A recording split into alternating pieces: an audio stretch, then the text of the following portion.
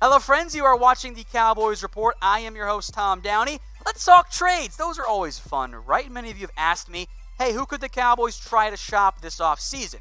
Now, I think it's more of a quiet trade movement side for the Cowboys. Well, we will begin with one I know many of you would like to see gone. Trysten Hill. Yeah, he was not good in year one, was he, guys? Jeez, if only someone had told you that you should have taken Juan Thornhill, and then your cornerback problem and or your safety problem could have been solved as well. But that's all hindsight. That's okay. The question here is that how much faith do you have in Trysten Hill? Because I don't know about you guys, I don't have much. I don't have much faith in Hill because I didn't see anything. Now, he's still super young. There's still promise, which is, gives you hope. But on the flip side, you're not going to get much for him. I don't think that Trysten Hill is going to command much more than what? A fifth? A sixth? And at that point, aren't you better off just crossing your fingers and hoping that your second-round pick, who you really liked coming out, will end up being okay? And if you do move Trysten Hill, it's actually one of the few DTs you have under contract next year. Antoine Woods is an RFA. We'll see if he comes back. Daniel Wise, who I like as a UDFA, but, he's a UDFA. We'll see how he develops. He's under contract. Tyrone Crawford is going to get cut or have a pay cut. More on Crawford coming up, by the way. That leaves you really thin. So I'd explore a Trysten Hill trade, but if you start calling teams, they're going to smell blood in the water. You're not going to get anything for him at that point. Now, we'll dive into some more players here in a second, but I want to hear from you guys. What's your best trade idea? Let me know in the comments any trade idea that you want, and if you guys are lucky, maybe we'll put together one video from subscribers only, of course, that is all about your guys' trade ideas. So keep those coming in the comments. I'll make this the pinned comment of this video too. That way, if you get with an ad break here, you can scroll on down and put your votes right there. Bear with me on this one. This is Amari Cooper. I have a potentially crazy idea that I think makes a lot of sense. Call me at it if you disagree. Obviously, for starters, this only works in a tag and trade scenario. And the Cowboys already sunk in a first-round pick for a year and a half of Amari Cooper. So you don't really want to let him walk, even if that is the sunken cost fallacy. My main point with all trades is, okay, if I lose a player, how do I replace them? Which player am I replacing for Amari Cooper? That's the first question. Am I losing my first half of the year Cooper when he was one of the best receivers in the NFL? Or the second half guy when he was not great and kind of disappeared and we're not really sure why? Was he injured? Was he pouting? No one really knows. Here's my theory with Amari Cooper. What if you did this? What if you got Dak's deal done and that's out of the way? That leaves you the non-exclusive franchise tag. What that means is you can tag a player, and if a team wants to sign him, you have A, the right to match that offer, and B, if you don't match it, you get 2 first-round picks. Or you can work out something different, and it'll be a little bit less than a first-round pick. And then it could become, well, A, at least you got options here. Maybe you want to re-sign him, maybe you don't. Maybe you just push it off for a year. That's fine, given the regression we saw from Amari Cooper. Maybe you get a first-round pick back, and at that point, you won that trade because you took a first-round pick, a late first-round pick, got a year and a half out of Amari Cooper, and another first-round pick. So let me know in the comments, what would you do with him? I am more on board here with the trade. K for keep, T for trade him, W for let him walk. I'm not going to let him walk. I would tag him first. Remember, you could have 2 tags this year with the franchise tag and retention tag if there is no new CBA before the free agency starts. I would probably keep him first, but giving me that franchise tag, A, buys me more time to work out a long-term deal with him, and at least gives me the possibility of a potential trade. And if I can get some nice picks back for Amari, that's worth discussing, I think. And if you're building out a roster, you should leave no stone unturned, even if it's a really ugly-looking stone. In the end, you just throw it away immediately. But you should at least explore the options there. Now, I've got a deal for you guys here. Cowboys hats are once again on sale, up to 50% off. All kinds of styles, all kinds of colors, everything, all types of varieties there. They're on sale, up to 40% off. Chatsports.com chatsports.com/Cowboys hats. That is chatsports.com/Cowboys hats. I don't know how much longer they'll be on sale, so go do it while you still can, folks. It is at chatsports.com/Cowboys hats. This one was mentioned several times. I heard an interesting idea on the radio, which we'll get to in a second here. Tyron Smith. If you have injury concerns about Tyron, you're right. I understand. Those are valid concerns. But Tyron Smith, still really good, guys. Now, you save a little over $8 million with a trade, but it's $13.5 million cap hit. That's really cheap among left tackles. Now, I get it. Smith, the penalties are there, but those penalties are often wrong.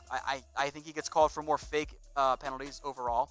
But only 6 sacks past 4 years. Now, the hurries did go up this year. That's a red flag for me. Those rose more than they have in the past. That is a noteworthy red flag for me.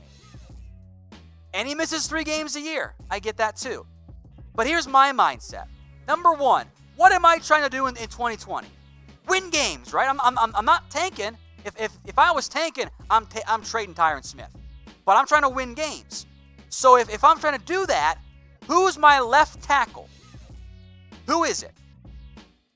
Is it Cam Fleming? How do we feel when Cam Fleming starts at left tackle, guys? We get kind of nervous, right? We don't feel that confident. Are we trying to move Sewell back to left tackle, McGovern to left guard? It's not the worst idea ever, but I think that's more of a rebuilding move than a win-one in the next couple of years. So, hypothetically speaking, which would you prefer? And we'll give some shout-outs here potentially as well. A for Tyron Smith, B for a late first rounder. Because I think you could get a late first for Tyron, perhaps even maybe a mid to late first round pick. But because I'm trying to win, I'm keeping Tyron. I'm not getting a left tackle at 21 overall that's better than Tyron Smith. That's just not going to happen. Even with the injuries, even with the flags and the not the same guy, people calling Tyron Smith not good. Do we watch football? I see 90% A's coming in. So I'm glad we're on board there. And I know the mindset is give up a year earlier than a year later. I don't think we're a year. I don't think we're in the range though of where time's about to fall off a cliff. I don't think that's the case. So I say A for Tyron Smith.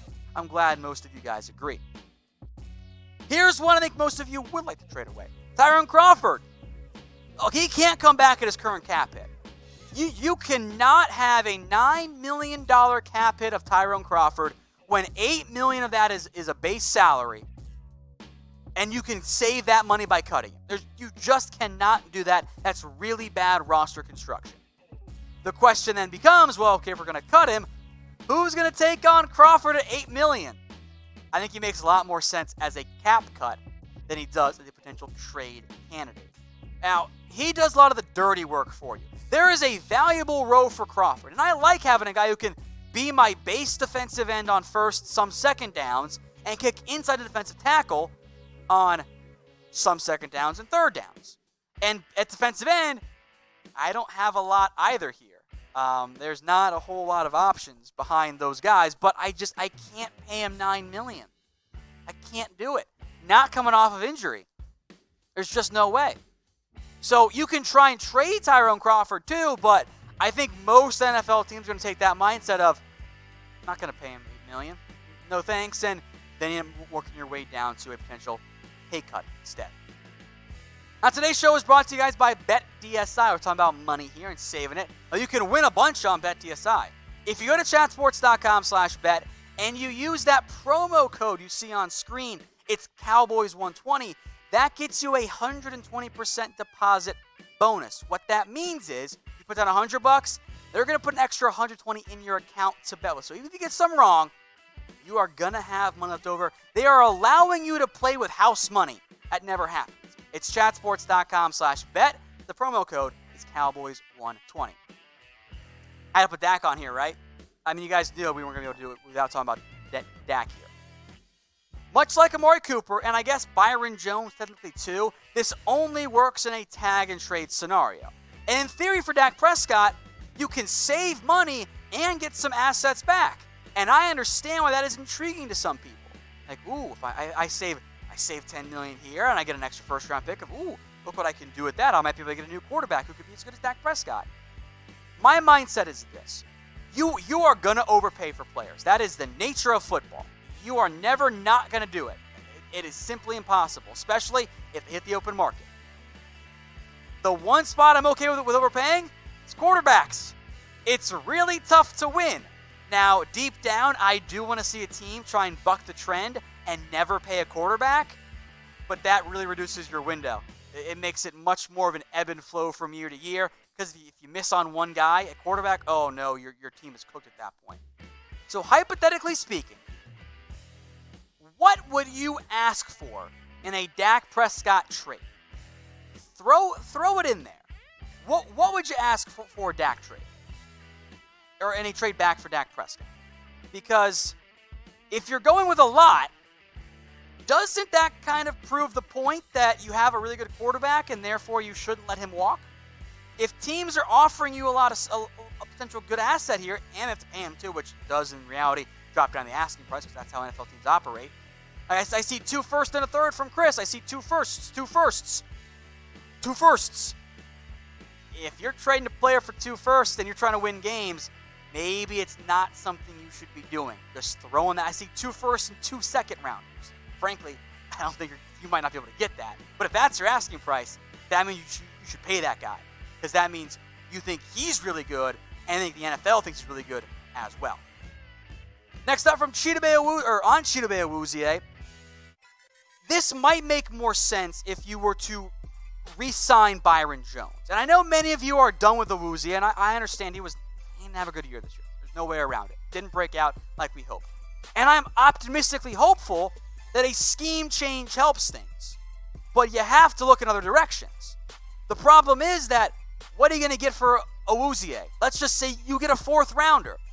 That 4th round corner is not going to be as good as him in year 1, and you are already so thin at the quarterback position. If you lose Byron and you trade Awuzie away, oh man, I mean, you're asking to let Ryan Fitzpatrick throw for 500 yards on you every game. That's just not going to go over well. So I know he had a down year. These coverage stats, I don't like them. They're not very good. That's a big red flag for me. Much like Trysten Hill, I mean, we'll kind of come full circle here, I guess. Much like Trysten Hill, I think the potential upside value of Chidobe Awuzie, despite his down coverage here, is better than the upside of whatever pick you could get back for him. Now, maybe there's a bit of some sunk cost fallacy in there, but for the Cowboys, I'm going to bank on one more year out of Awuzie, and if it doesn't turn out, it's okay. I will focus on the draft and free agency after this year, but I say one more year for Cheeto, Jordan Lewis too, and then we can figure it out. Hey Cowboys fans, thanks for watching the Cowboys Report. If you haven't already, click right here to subscribe to our channel for all the best Cowboys coverage on the internet. That's news, rumors, highlights, mailbags, film studies, and a whole lot more. And I'm making your lives a little bit easier as well with the next Cowboys Report video right here.